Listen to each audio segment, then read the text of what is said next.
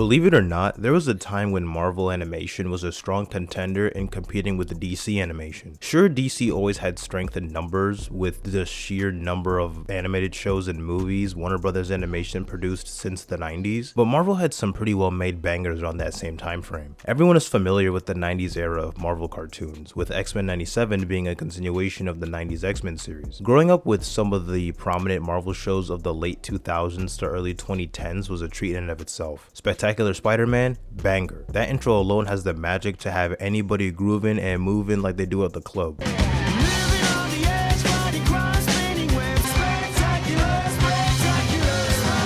Come to think of it, a good chunk of those Marvel shows had intros that were head bops for no reason. X-Men the Animated Series and Avengers Earth's Mightiest Heroes are some of the first that come to mind, along with the 90s Spider-Man series back when Marvel had sauce across the board. I don't know how most people feel about the show nowadays, but I think X-Men Evolution is an underrated gem. I wasn't vibing with it at first when watching it for the first time a few years back, given how different it was compared to the first X-Men cartoon, but the show grew on me immensely and I think pretty fondly of it looking back. A thing I miss about Marvel animation before the MCU became mainstream was the sense of individuality every animated show or movie had. Similar to DC animated movies before the start of the DCAMU, where not every animated movie felt the same or had a formulaic art style and animation. Marvel used to go out of their way to make whole animated movies, or at the bare minimum 40-ish minute special features like Hulk vs. Wolverine or Hulk vs. Thor. The creatives were never afraid of embracing the comic stylistically, and many of these projects all had stellar animation and character designs. Avengers Earth's Mightiest Heroes might be the best interpretation of the Marvel universe as a whole, with how they adapted specific comic stories like the Kree-Skrull War, or more notably the Secret Invasion storyline. The MCU completely fumbled the Skrulls in the Secret Invasion TV show on Disney+, okay, that show was some booty cheeks. Not Earth's Mightiest Heroes though. The writers actually knew how to convey a threat that can shapeshift into any hero and gain their superpowers. I'd say Marvel animation had a pretty good consistent run.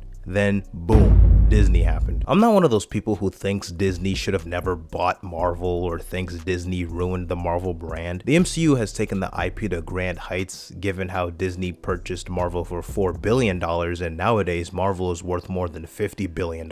I grew up with the MCU and its key characters. I like it for what it is. Even though I don't dislike the MCU, what I do dislike is MCU synergy. Ever since Disney acquired Marvel, they pretty much were on a mission in gutting any animated shows that were running at the time. So shows like Avengers Earth's Mightiest Heroes, Wolverine and the X-Men, and Spectacular Spider-Man were all cancelled. Spider-Man in general is a weird case because Disney owns the cartoon rights to Spider-Man, which is why every single Spider-Man cartoon since 2012 has aired on Disney XD or some other Disney platform. But Spectacular Spider-Man was being produced by Sony Pictures Animation prior to Disney's acquisition of Marvel. Honestly, they could have let shows like Earth's Mightiest Heroes continue, but they figured why not just start fresh with a new Avengers show on Disney XD, along with a new Spider-Man cartoon titled Ultimate Spider-Man. I'll tell you with full confidence that both of these shows were downgrades compared to their predecessors. They really thought they could replace the greats. Over time, they made a few spin-off shows like Guardians of the Galaxy and whatnot, but the problem with a lot of those shows is that they all eventually became MCU coded. At first, Avengers Assemble was just another attempt at an Avengers animated series, but then it got to the point where the character designs of the Avengers themselves strongly resembled that of their MCU counterparts. They weren't even trying to hide it, going as far as incorporating some of the same storylines or characters the MCU was using at the time. We really lost out on more seasons of a comic accurate Avengers show in favor of a cartoon that morphed into a bootleg MCU, and a Spider-Man show which depicts Peter Parker breaking the fourth wall in nearly every episode. Flash Thompson,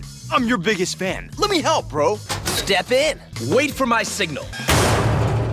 Immature, I know, but it felt so good. I don't know what happened behind the scenes, but their budget must have decreased immensely after 2017. When they came out with another Spider-Man cartoon reboot, the shows across the board looked a lot worse. The difference in quality was staggering. Their art style and animation started to look incomplete. Now, I like to think of myself as something of an MCU completionist. I've gone out of my way to catch up with this franchise ever since I saw the first Avengers movie in theaters back in 2012. I've sat through the good and the bad, which includes pretty much all the Disney Plus content minus I Am Groot season season 2, if that even counts. I watched Agatha all along weekly as the episodes were dropping for all 9 episodes of the series. That's proof enough. Nigga, I sat through all 9 episodes of She-Hulk Attorney at Law weekly as episodes were dropping on Disney+.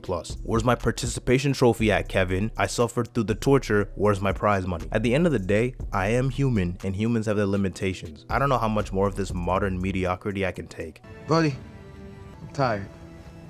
I almost skipped What If Season 3 in its entirety. I was never really a fan of the art style and animation of that show. I grew to tolerate it when episodes were dropping, but I would be lying if I said the show is pleasing to look at. Not saying that as an objective fact or anything, just a personal preference. You don't know how relieved I was to find out X-Men 97 would incorporate more 2D animation. I was genuinely afraid every Marvel animated show on Disney Plus would look as ugly as What If. Cause your looks ain't gonna get you paid. Cause you're not that cute.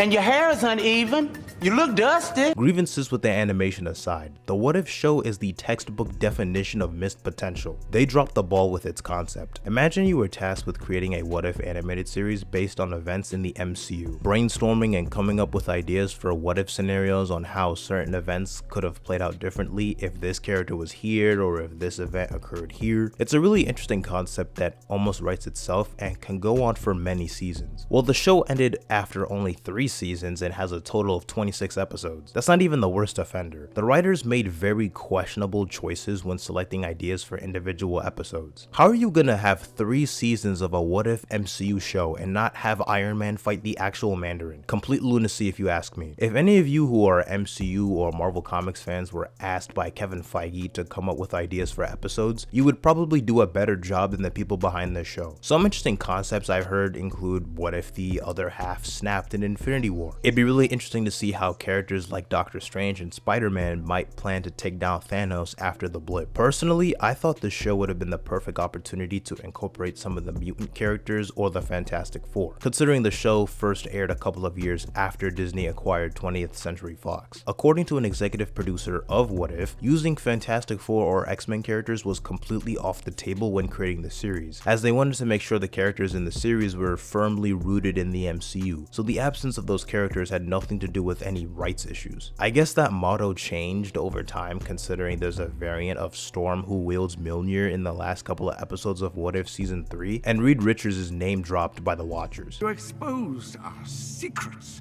to mortal beings, Reed Richards. Some girl named Madison with 2 N's and 1 Y. Even if certain characters outside the MCU could or couldn't be used, that's still no excuse for the tomfoolery in some of the episode choices. Because who in the writer's room was smoking crack when making an entire episode dedicated to Darcy Lewis, that one annoying chick from the Thor movies, having a biological daughter with Howard the Duck? I'll do you one better. How about an episode where Agatha Harkness and Kingo from Eternals do a dance number on a Hollywood set run by Howard Stark, just so Agatha can absorb the power of 2 Celestials? What if Captain Carter fought the Hydra Stomper? Like, who cares? I might have just been tired, but there were some episodes that were on the verge of putting me to sleep. Documents were in place. Buford, you listening? Now get this. That's when the subcommittee had to reallocate the funds. I don't know who, but somebody over at Marvel Studios has the biggest crush on Captain Carter. She has more screen time in this show than she deserves. I mean, seriously, what is so interesting about this character to warrant the amount of appearances she has throughout the course of 3 seasons? I don't have any major problems with Captain Carter, nor do I dislike her. I just don't get the appeal. She had a whole cameo in Doctor Strange in the Multiverse of Madness as a member of Earth 838's Illuminati. It's just Peggy Carter taking the super soldier serum instead of Steve Rogers. I don't understand the justification in having Captain Carter reappear when What If is supposed to be a show about infinite possibilities across the multiverse. It's a prism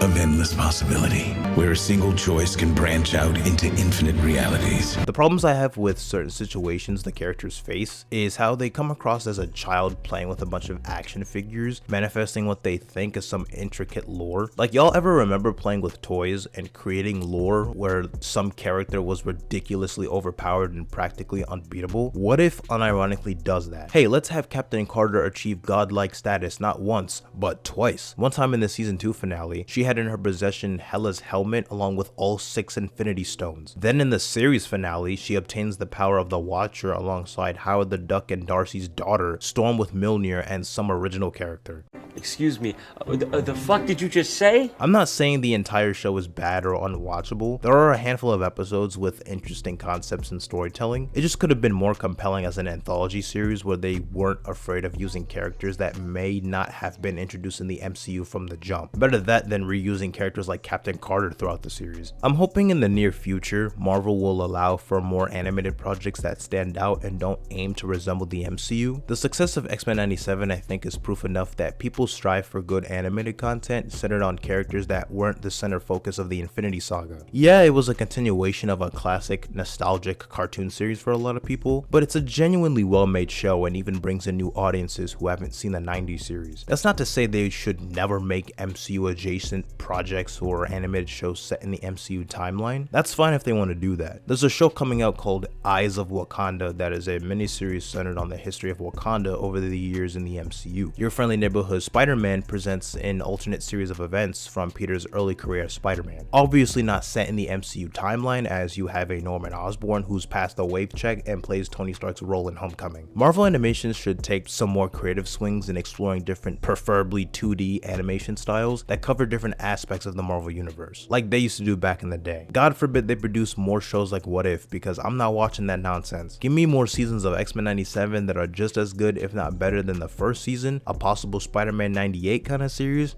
You won't see me canceling my Disney Plus subscription anytime soon.